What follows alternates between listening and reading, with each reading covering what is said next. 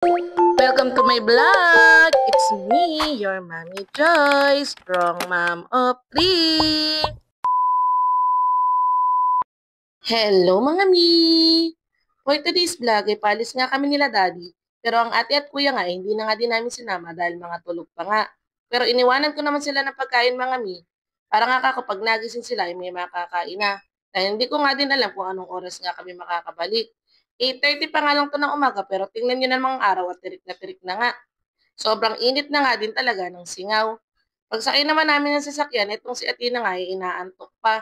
Hindi pa nga din talaga oras ng gising. Pero ginising ko na nga dahil isasama ko nga siya.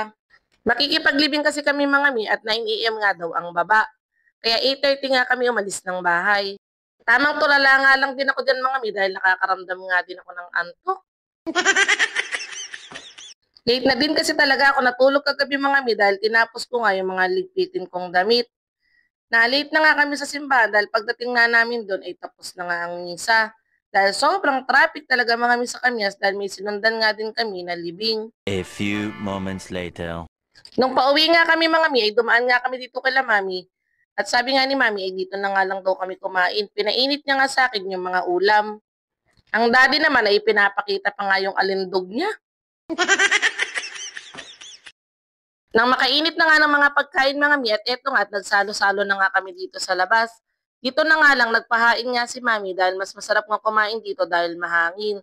Biglang ulan nga din kaya talagang lumamig ang panahon.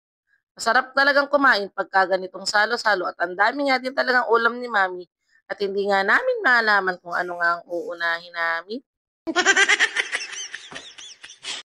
Masarap nga din yung ganitong banding at tamang kwentuhan nga habang kumakain.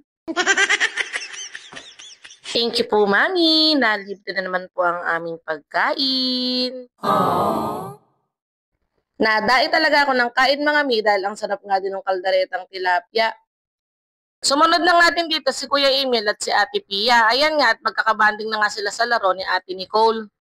Pag uwi naman namin sa bahay mga mi, ay tinuloy ko na nga itong pagsasampay ko na hindi ko nga din natapos kanina. Labahin nga na hindi matapos-tapos dahil ilan din nga talaga kaming nagbibihis kaya mabilis nga ang marumi. Inaagad ko na nga din mga mi para nga hindi ako matambakan dahil ang hirap nga din maglaba pag sobrang dami. Automatic nga ang gamit ko mga mi dahil hindi ko na rin nga kaya magmano-mano dahil sobrang dami nga din itong mga nilalaban ko. Pero may manual nga din ako at dun ko nga nilalaban yung mga puti, underwear, minsan yung mga panglakad, pero yung mga pambahay ay dito nga sa automatic. Kung hapon naman mga mi, inutusan ko naman ang daddy na mag-grass cutter nga dito sa likod dahil nalago na naman nga ang damo. Yan lang po muna. Thank you for watching. Bye-bye!